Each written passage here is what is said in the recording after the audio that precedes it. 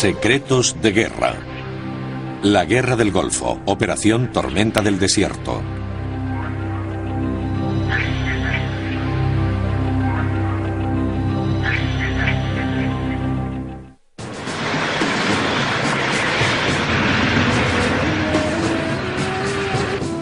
En agosto de 1990, Irak invadió el Emirato de Kuwait, su pequeño vecino del sur.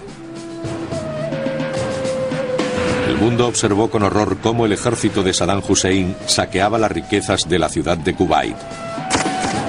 Los informes sobre las atrocidades cometidas contra los civiles se propagan rápidamente. El Consejo de Seguridad de las Naciones Unidas, por unanimidad, una de las pocas veces en su historia, exigió la retirada inmediata de las fuerzas invasoras.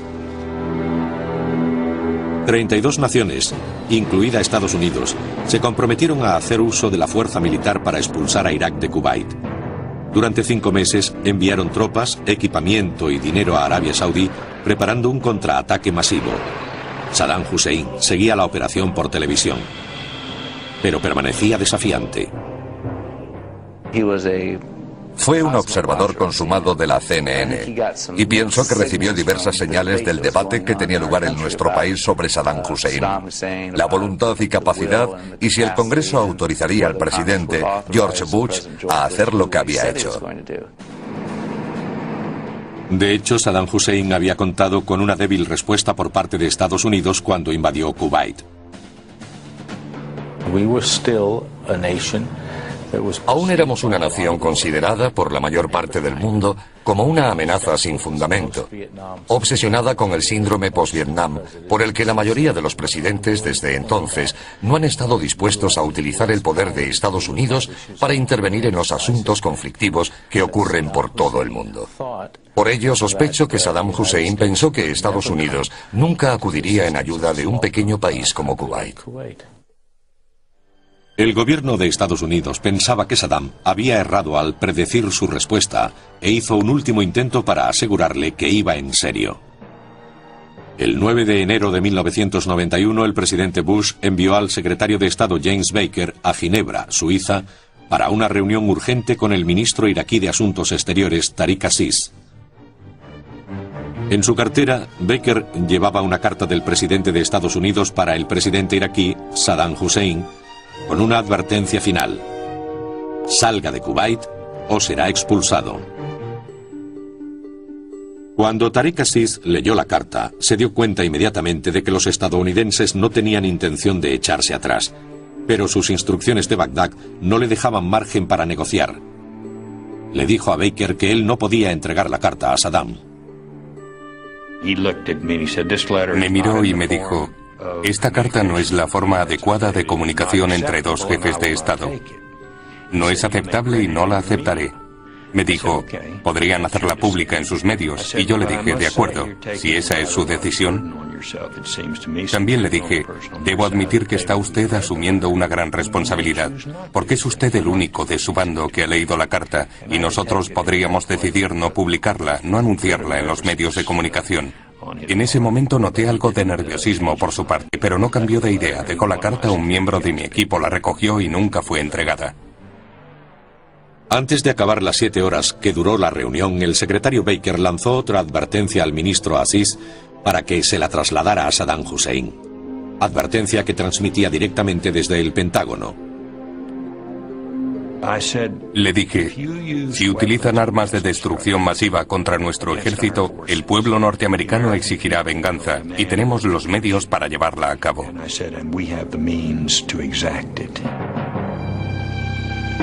La equivocada previsión de Saddam Hussein respecto a la reacción de Estados Unidos fue su primer y más dañino error en la guerra del Golfo. Pero también habría juicios erróneos en el bando norteamericano. Confusión diplomática, fallos en la recopilación y análisis de la información de inteligencia y una mala interpretación de las estrategias enemigas se combinarían para desproveer a Estados Unidos y su coalición completa que esperaban. Además, las limitaciones impuestas por los miembros árabes de la coalición impedirían a la larga cualquier cambio en el equilibrio de poder en Oriente Próximo.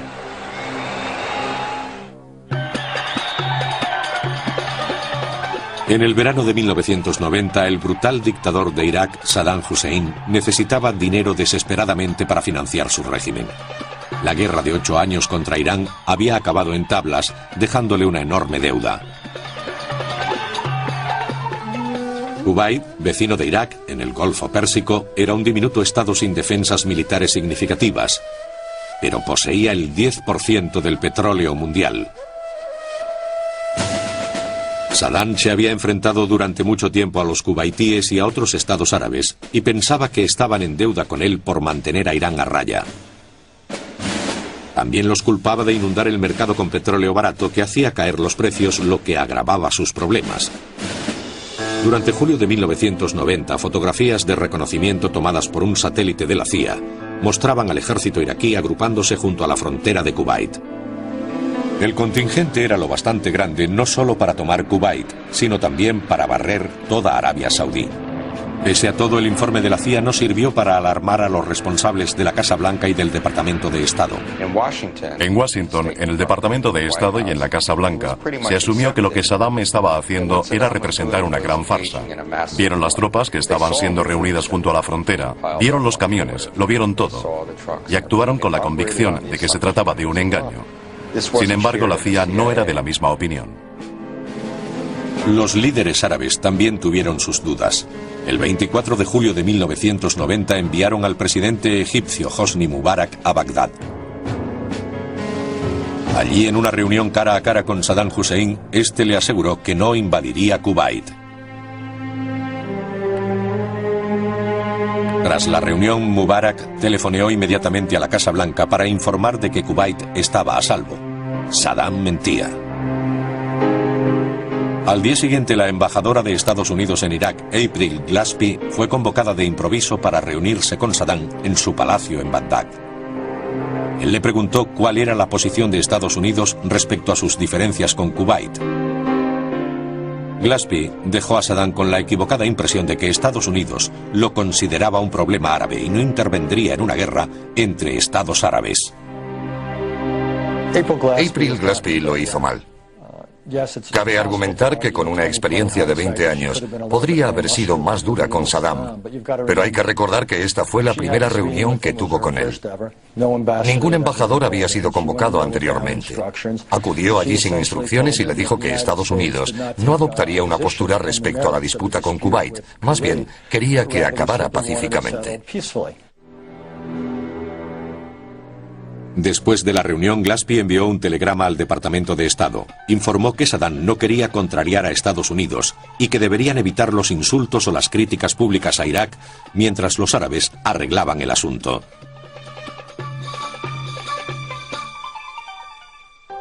Menos de una semana más tarde, el secretario de Estado James Baker se reunió con el ministro soviético de Asuntos Exteriores Eduard Shevardnadze en Siberia, cuando le acababa de llegar el último informe secreto de la CIA sobre Irak.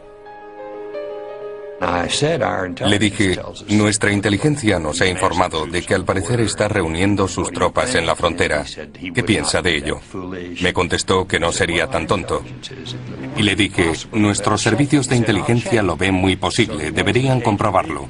Lo haré, respondió, y se dirigió a la KGB. Le aseguraron que no había ninguna posibilidad, que no iba a suceder. Me lo dijo y al día siguiente tuvo lugar la invasión. El 2 de agosto, el Servicio de Inteligencia de Estados Unidos recibió fotos de satélite del avance de la división acorazada iraquí. Declararon la alerta máxima, Watchcom 1, pero ya era demasiado tarde. En cuestión de horas, Saddam Hussein controlaba 1/5 del petróleo mundial.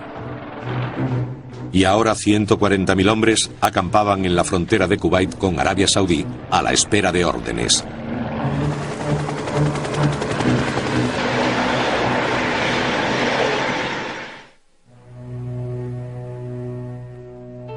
El 6 de agosto de 1990, el presidente Bush envió al secretario de Defensa Dick Cheney y al general Norman Chwarkov, comandante de las Fuerzas Armadas en el Golfo Pérsico, a Arabia Saudí.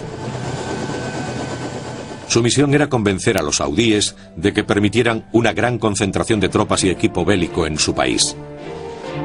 El cálculo de Chwarkov, de un mínimo de 200.000 hombres para protegerlos de los iraquíes, sorprendió y dejó atónitos a los líderes saudíes. Pero con la seguridad de que las tropas norteamericanas solo se quedarían mientras fueran necesitadas, el rey Fahd aceptó.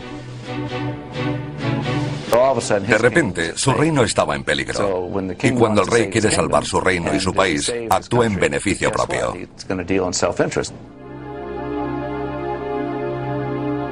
Con la notable excepción de Jordania, los otros estados árabes se unieron para apoyar a la coalición, pero con dos condiciones significativas. La primera, que Israel no pudiera pertenecer a la coalición, y la segunda, que Saddam Hussein no fuera depuesto o asesinado. Los líderes árabes dejaron claro desde el primer momento que esto no sería negociable, y nosotros aceptamos. Obtenido el apoyo de la comunidad internacional, el presidente de Estados Unidos, George Bush, se centró en el problema de conseguir lo de su país. Saddam fue presentado por la administración como un déspota psicopático que torturaba y asesinaba a sus víctimas. Fue acusado de desarrollar armas químicas, biológicas e incluso nucleares, y de no tener reparos en utilizarlas. En enero de 1991, no mucho tiempo después de la reunión de James Baker con Tariq Aziz en Ginebra, el Senado de Estados Unidos aprobó por 5 votos autorizar al presidente a entrar en guerra. De ese modo comenzó el mayor despliegue militar estadounidense desde Vietnam. Más de 250.000 de hombres se puso en camino hacia el desierto saudí. Luchar por una causa ajena se había borrado hacía tiempo de su propia experiencia. Era lo que podría llamarse un ejército en paro. En gran parte la amenaza rusa había desaparecido y teníamos este enorme ejército. ¿Qué hacer con él? Además, no había comenzado la reducción de efectivos. Así que Saddam Hussein escogió el peor momento para entrar en guerra, porque teníamos un enorme ejército para lanzarlo contra él. George Bush había montado la coalición internacional con maestría, y se necesitaba un hombre con las mismas habilidades diplomáticas para mandar a las fuerzas de la coalición en el Golfo. El general de 4 estrellas Norman Schwarzkopf era el jefe del mando central de las Fuerzas Armadas Norteamericanas, o CENTCOM. El Golfo Pérsico estaba bajo la jurisdicción del CENTCOM. Nunca fue un mando bien considerado por la Junta de Jefes de Estado Mayor como el mando europeo o el del Pacífico. Se le consideraba una especie de lugar remoto donde se enviaba la gente a punto de retirarse, una especie de último destino como recompensa por el cumplimiento de su labor y una perfecta actuación. Recibió la orden de trasladarse allí, y su equipo, formado casi por completo por gente a punto de retirarse, se preparaba para volver a la vida civil. De repente se encuentra en medio de esta baraúnda con un equipo que es cualquier cosa menos un Estado Mayor de combate.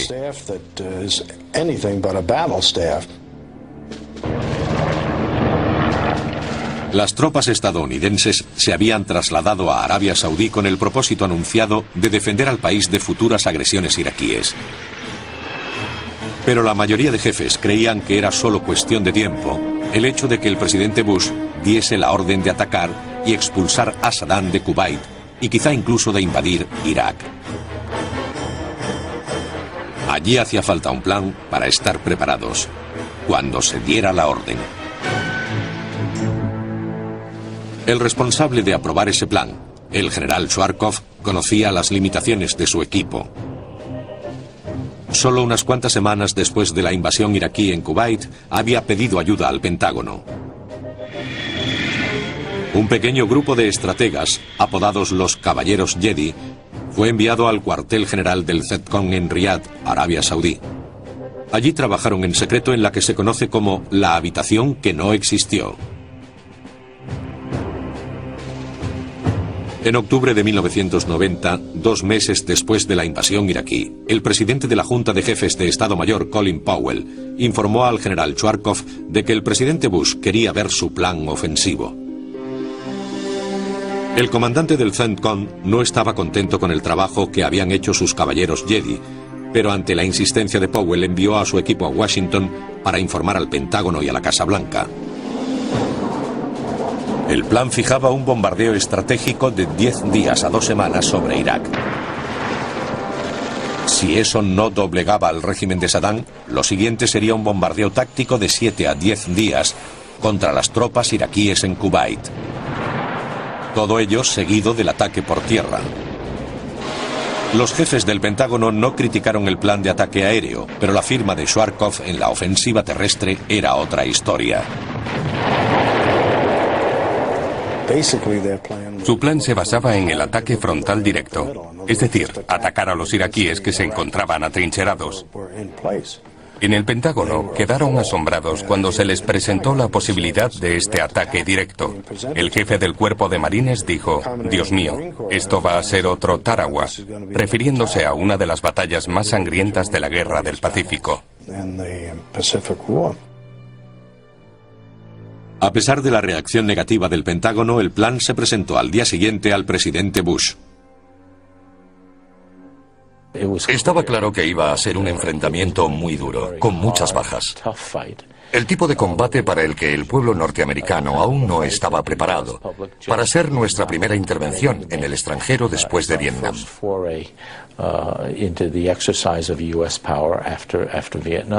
El presidente, el general Scowcroft y yo empezamos a mirarnos unos a otros. Francamente, estábamos estupefactos.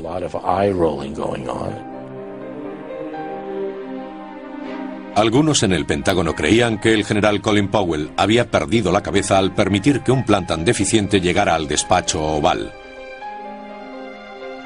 El presidente de los jefes de Estado Mayor no era muy partidario de enviar tropas para combatir en Oriente Próximo. Si hubiera estado realmente decidido a entrar en guerra con Irak, nunca hubiera permitido que Schwarzkopf presentara un plan así. Se trata de una vieja táctica del Pentágono. Si uno no quiere participar en una acción militar, presenta el plan a sus superiores civiles y dice: bueno, podemos hacer esto, y nos costará tantos miles de bajas, y tendremos todas estas consecuencias políticas a nivel nacional. Pero si es lo que quieren, podemos hacerlo. Llegados a ese punto, se supone que un civil rechazará el plan. El presidente Bush desestimó el plan, pero su consejero de seguridad ordenó que se diseñara uno nuevo, uno que garantizara una menor pérdida de vidas estadounidenses. Schwarzkopf informó a Colin Powell que para llevar a cabo tal plan necesitaría más hombres de los 250.000 ya asignados, al menos el doble.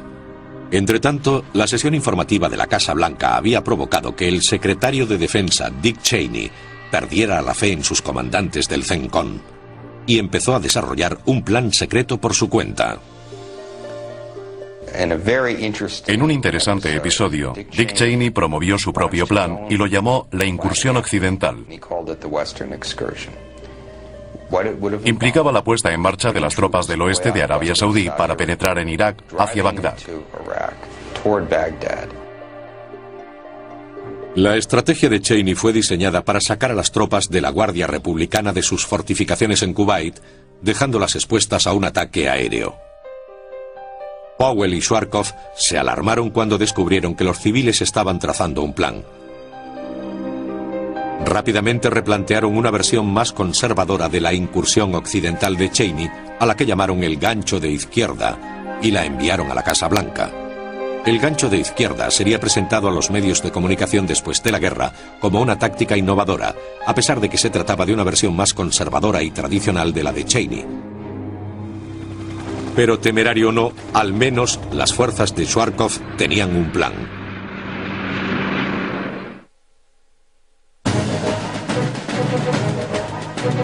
Tormenta del desierto comenzó con un engaño.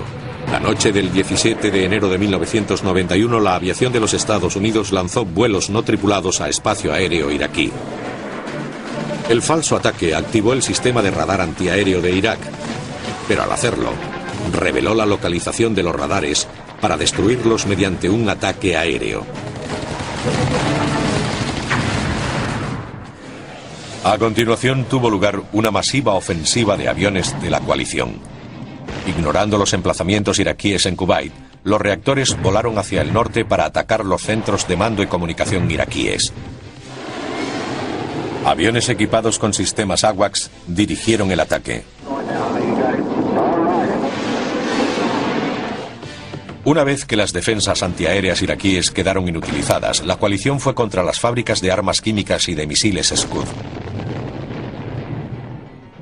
La Marina estadounidense esperaba lanzar misiles de crucero Tomahawk contra Bagdad, pero los sistemas de guía necesitan variaciones topográficas o referencias para dirigirlos. Los llanos y monótonos desiertos de Arabia Saudí y Kuwait apenas ofrecían variaciones del terreno, así que los Tomahawks fueron programados en secreto para sobrevolar una cadena montañosa iraní y girar luego hacia Bagdad.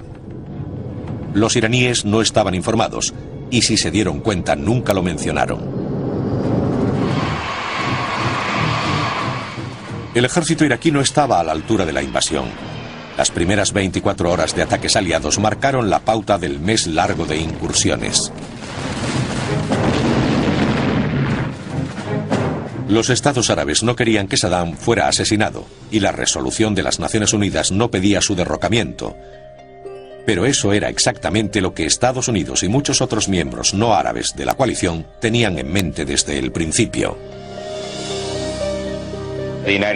Estados Unidos tiene una ley que le impide asesinar a líderes extranjeros, pero no hay ninguna que les prohíba matar al comandante en jefe de un ejército enemigo en tiempo de guerra.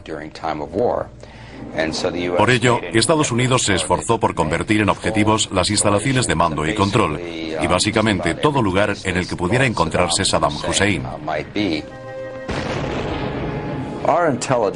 Nuestra información sobre Saddam Hussein, sus intenciones, dónde vivía, dónde se encontraban sus refugios subterráneos y todo eso era muy pobre. Trabajábamos con los israelíes, pero tampoco tenían buena información.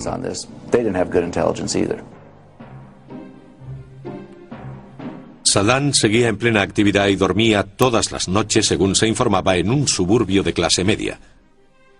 Se movía por las calles de Bagdad en un coche viejo o en un taxi con la única compañía del chofer. Había unas imágenes de él hablando con sus consejeros en lo que se identificó como uno de esos vehículos de recreo, una autocaravana. Y había una gran agitación entre los servicios de inteligencia por averiguar cuándo la adquirieron los iraquíes, de qué tipo era, su tamaño y características.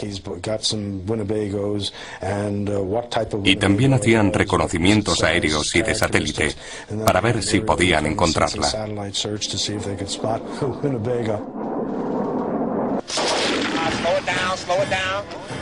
Saddam no se hacía ilusiones sobre su capacidad para vencer a los norteamericanos en enfrentamiento directo, pero creía que si políticamente pulsaba las teclas adecuadas, podría romper la frágil coalición y aislar a Estados Unidos, una vez más, como único combatiente en una guerra extranjera.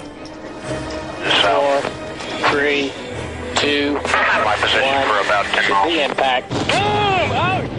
La derrota de su fuerza aérea había sido rápida y decisiva, pero ahora Saddam tenía una buena jugada.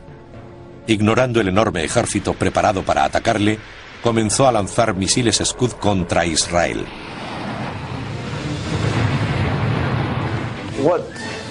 Lo que Saddam Hussein intentaba lanzando los misiles Scud contra Israel era provocar que éste contraatacara.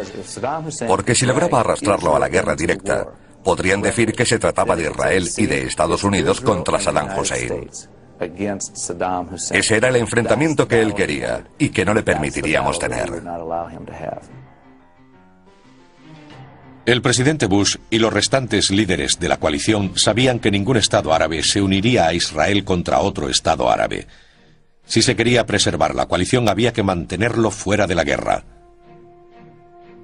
Cuando los misiles Scud comenzaron a caer sobre ciudades israelíes, el presidente Bush telefoneó al primer ministro Yitzhak Shamir pidiéndole que no respondiera. Fue un movimiento extraordinario. Estos dos hombres no se llevaban bien.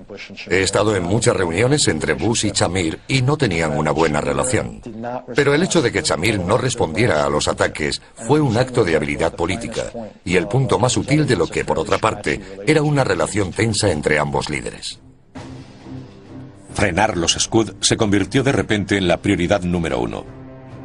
Los norteamericanos adaptaron sus sistemas antimisiles Patriot para derribar los Scud y los embarcaron hacia Arabia Saudí e Israel. El presidente Bush los elogió y aseguró que habían destruido en pleno vuelo 41 de los 42 Scud lanzados. Pero una investigación realizada por la Cámara de Cuentas después de la guerra demostraría que no fue así.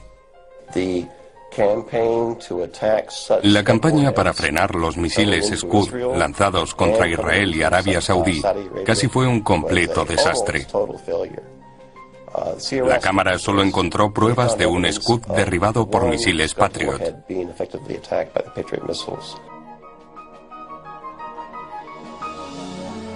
El Servicio de Inteligencia del Departamento de Defensa tenía fotos de satélite que mostraban la posición de 28 plataformas de lanzamiento de hormigón, orientadas hacia Israel, que fueron bombardeadas implacablemente. El problema era que los iraquíes no las utilizaban. En vez de ello, confiaban en docenas de lanzaderas portátiles que se mantenían como Saddam Hussein en constante movimiento. La inteligencia de Estados Unidos era incapaz de localizar e incluso contar las lanzaderas móviles. Equipos de fuerzas especiales británicas y la Delta Force norteamericana fueron enviadas a registrar el desierto en busca de lanzaderas de Scud, pero no tuvieron éxito. Los norteamericanos tenían tanto empeño en mantener fuera de la guerra a Israel que se esforzaron por convencerlo de que estaban destruyendo las lanzaderas de Scud, incluso cuando no podían encontrarlas. La campaña antilanzaderas se hizo de una forma tan obvia que los radares israelíes podían detectar a los aviones estadounidenses sobrevolando las zonas de lanzamiento en busca de Scud de vez en cuando, y luego dejaban caer unas cuantas bombas para hacer algo de ruido, para que los israelíes supieran que seguíamos en ello. Trabajábamos duro, pero lo hacíamos muy mal. Estados Unidos incluso ocultó secretos a Arabia Saudí, como el hecho de que Israel facilitaba a la coalición discretamente tanques antiminas. Aviones estadounidenses los recogían en Israel, los repintaban con identificaciones del cuerpo de marines y volaban dando un rodeo hacia Arabia Saudí para hacer la entrega. Hubo un momento en que uno de los oficiales estadounidenses se sintió obligado a transmitir esta información a los saudíes y les dijo: tenemos algunos equipos que podemos compartir con ustedes, pero vienen de un país que no está en sus mapas. El oficial saudí le contestó: no nos importa, al menos podremos conocer a nuestros nietos.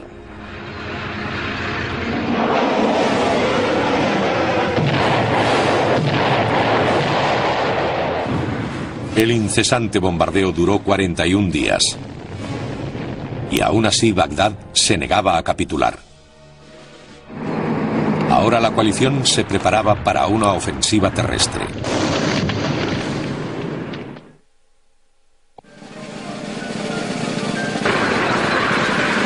Los líderes de la coalición no ansiaban entrar en combate con la cacareada Guardia Republicana de Saddam.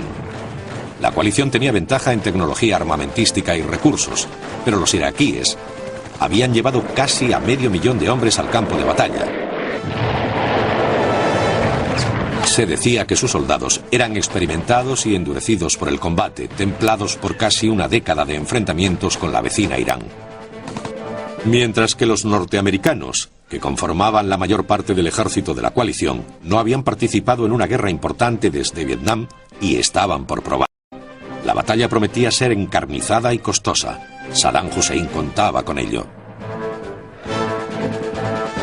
Cuando mirábamos hacia la frontera de Kuwait, veíamos lo que al principio pensábamos que era un poderoso contingente. Nos superaban en número de hombres.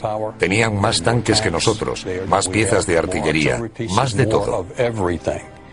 Además, delante de ellos, habían construido dos importantes barreras que impedían la entrada en Kuwait, dos enormes campos de minas.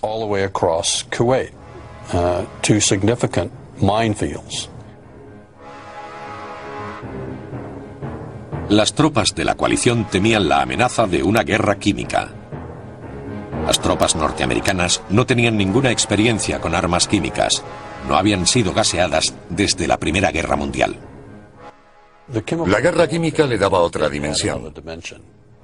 Sabes que son terribles y que pueden matarte. Por supuesto no puede verse, lo que añade un elemento a temer, además del miedo normal que se experimenta en combate. Sabíamos que los trajes de protección que llevamos nos cubrirían. Pero cuando se vive en ese ambiente, tarde o temprano se produce una fisura en la barrera protectora. Supongamos que alguien resulta herido. ¿Cómo se cuida a un herido en un ambiente químico? La dificultad se multiplica por 1000. El plan original de Saddam Hussein era combatir como lo había hecho contra Irán, atrapando a las fuerzas atacantes en campos de minas y abriendo fuego de artillería contra ellas.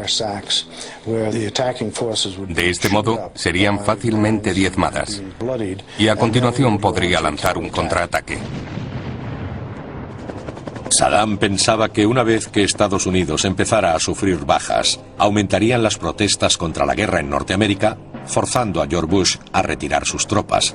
Entonces Saddam podría quedarse con todo lo que había ocupado. El líder iraquí aguijoneaba a sus adversarios, diciéndoles que se enfrentaban a la madre de todas las batallas en el desierto. El único problema era que los norteamericanos no atacaban, bombardeaban, y el bombardeo comenzaba a doler. Decidió obligar a los norteamericanos a atacar según le convenía, lanzando una semiofensiva sobre Arabia Saudí. El 29 de enero de 1991, el ejército iraquí cruzó la frontera de Arabia Saudí y atacó el pueblo de Khafji, al norte del país. Khafji estaba vacío. Los saudíes lo habían evacuado al principio de la guerra, pero ahora pedían a los norteamericanos que les ayudaran a recuperarlo. La batalla por Khafji estaba destinada a ser el enfrentamiento más importante de la Guerra del Golfo. Los saudíes insistían en que sus tropas encabezaran el contraataque. Con la aviación naval estadounidense dando apoyo aéreo, los saudíes recuperaron Khafji. Aquello demostró dos cosas. Primero, que nuestros aliados saudíes estaban dispuestos a luchar. Y segundo, que los iraquíes no eran tan buenos como se pensaba. En vez de ese ejército endurecido en el combate contra los iraníes, resultaron no ser especialmente buenos. Aprendí mucho de la batalla de Khafji. Sobre todo que si le rompes la nariz a los iraquíes en el primer asalto, no intentan el segundo. Aprendí que no podía avanzar, disparar y comunicarse al mismo tiempo.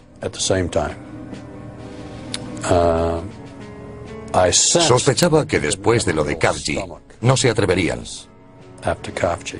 pero solo era un presentimiento.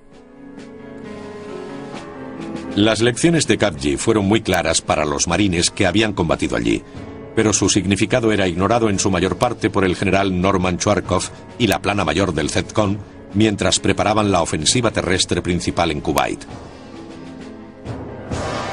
El plan de los caballeros Jedi requería 2 divisiones de marines para atacar y combatir en el centro de las fortificaciones iraquíes. Una vez que comenzara la batalla, unidades francesas y estadounidenses aerotransportadas, unos 650 kilómetros al oeste, empezarían a rodear el campo de batalla. Un día después, el 7º Cuerpo, formado por 5 divisiones anglo-norteamericanas, realizaría una maniobra envolvente a lo largo de cientos de kilómetros de desierto. Un gancho de izquierda para atrapar y destruir a la Guardia Republicana. Antes del amanecer del 24 de febrero de 1991, 2 divisiones de marines entraron en Kuwait y atacaron el corazón de las defensas iraquíes.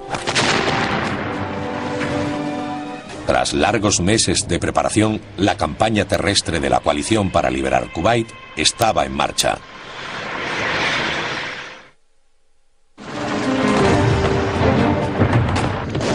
Dos divisiones de marines formaban la vanguardia de la ofensiva terrestre del general Chwarkov en Kuwait. Su plan requería que los marines entraran en combate y retuvieran a la Guardia Republicana de Saddam. A continuación, un contingente armado al mando del general Frederick Franks la rodearía y destruiría.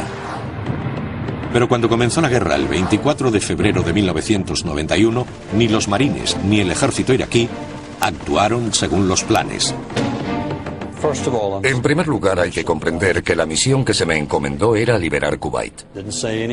No me dijeron nada de jugar con los iraquíes. No me dijeron nada de entretenerlos durante un tiempo, mientras el ejército atacaba por el oeste. La misión era liberar a Kuwait, y lo hicimos en 3 días. Llega el día señalado y los marines atacan. Atraviesan las filas iraquíes como si fueran mantequilla, por 2 motivos. Primero, muchos iraquíes no querían combatir. Y segundo, habían recibido órdenes de retroceder. En menos de 39 horas desde el comienzo del ataque, el servicio de inteligencia es informado por la resistencia kuwaití de que el ejército está en franca retirada. El enfrentamiento había terminado, pero el gancho de izquierda de Charkov aún tenía que ser lanzado. El plan requería que el ejército lanzara el ataque en el desierto occidental al día siguiente. Y por supuesto, actuando un día más tarde, llegaban con retraso. Como resultado, el 50% del ejército iraquí logró escapar. Lo mejor de las fuerzas iraquíes, con sus armas y equipos, cruzó la línea Tigris-Éufrates y salió de Kuwait sin un rasguño. El declarado y principal objetivo de la coalición respaldado por la ONU era liberar Kuwait. Pero derrocar a Saddam Hussein y destruir las tropas de élite que le protegían era igualmente importante, al menos para los miembros occidentales de la coalición. De repente, a medida que se desarrollaban los acontecimientos, parecía que la mala interpretación de Schwarzkopf sobre la batalla de Khafji le había costado sus principales objetivos.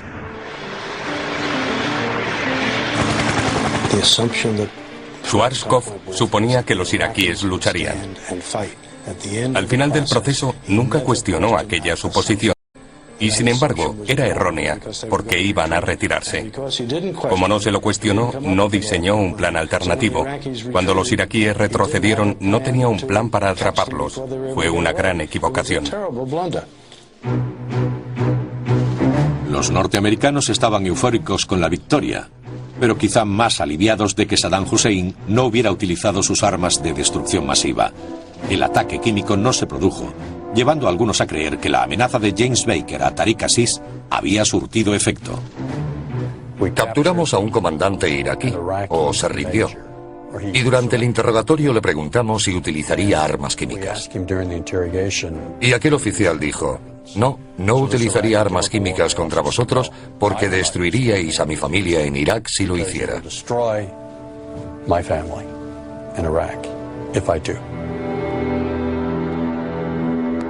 La Guardia Republicana de Saddam pudo haber escapado, pero muchos de los soldados iraquíes no tuvieron tanta suerte.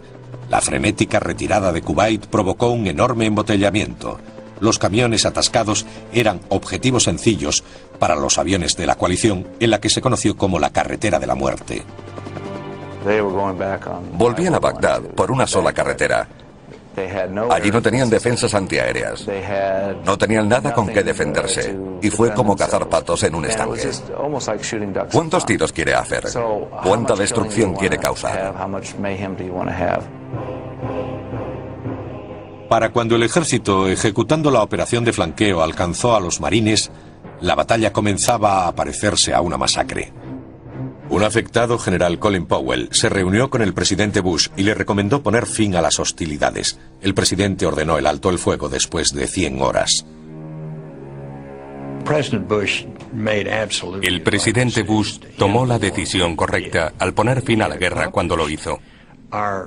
Habíamos cumplido nuestros objetivos bélicos y políticos, como se expresó en las resoluciones del Consejo de Seguridad de la ONU, con el resto de los países que se nos habían unido en su cumplimiento. Al formar la coalición, prometimos a esos países que no estábamos interesados en ocupar Irak. La orden de cese cogió a los jefes de las unidades de combate por sorpresa y por el momento en que se dio, parecía casi arbitraria.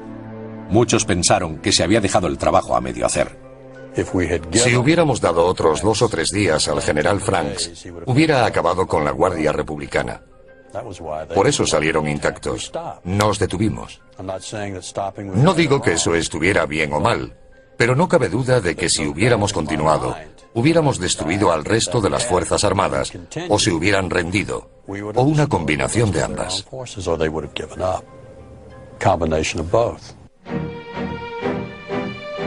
Pero gran parte de la Guardia Republicana escapó intacta, y en las semanas siguientes al cese de hostilidades, jugó un papel principal en la represión de los levantamientos internos contra el régimen de Saddam.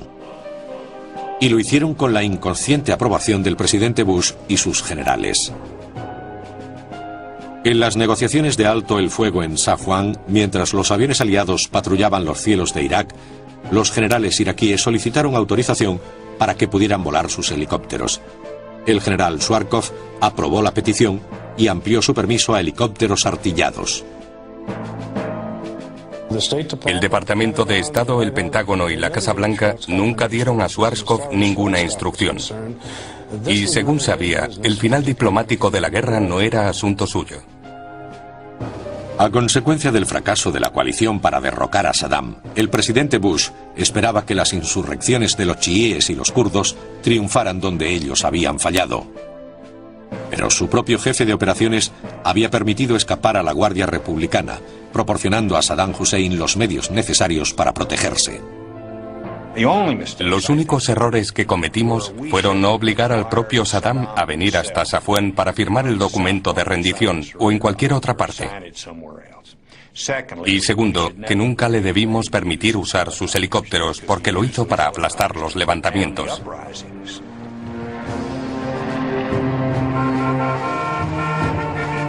Mientras se filtraban los informes de inteligencia enviados a Washington, emergía una realidad inquietante. Kuwait era libre de nuevo, pero el equilibrio de poder en Oriente Próximo no había cambiado significativamente. Irak, aunque seriamente dañado, seguía siendo una amenaza para la región y el mundo, y Saddam Hussein permanecía en el poder. Todos nuestros aliados árabes que nos habían dicho que no sobreviviría a una derrota de tal magnitud se equivocaron. Nosotros no esperábamos que sobreviviera, y nos equivocamos. Muchos se preguntaron por qué la coalición no había invadido Irak y juzgado al hombre que consideraban un criminal de guerra. Todavía se tiene el concepto equivocado de que, de algún modo, podríamos haber capturado a Saddam Hussein. Sí, pero nos habría costado una enorme pérdida de vidas norteamericanas. Nadie lo aconsejaba, ni en el despacho Oval, ni en toda la cadena de mando militar. Ninguno de nuestros socios de la coalición nos hubiera apoyado. Quizás los británicos, pero nadie más. Y si lo hubiéramos hecho, se habría tratado de Estados Unidos invadiendo un país árabe, en vez de un esfuerzo estadounidense por liberar a un país que ha sido invadido. Es probable que nunca hubiéramos encontrado a Saddam si hubiéramos entrado en Bagdad. Aún lo estaríamos buscando. Saddam Hussein había apostado que los Estados Unidos, aún afectados por la experiencia de Vietnam, no se implicarían en otra guerra extranjera, especialmente en el inestable Oriente Próximo. Pero George Bush y sus generales ansiaban la victoria y una oportunidad para conjurar, de una vez, los fantasmas de Vietnam y asumir el papel de única superpotencia mundial. Pero quizá fueron demasiado impacientes y se marcharon antes de tiempo. Porque mientras Kuwait era liberado, un impenitente Saddam Hussein seguía gobernando en Bagdad, e Irak continuaba siendo una amenaza para la zona.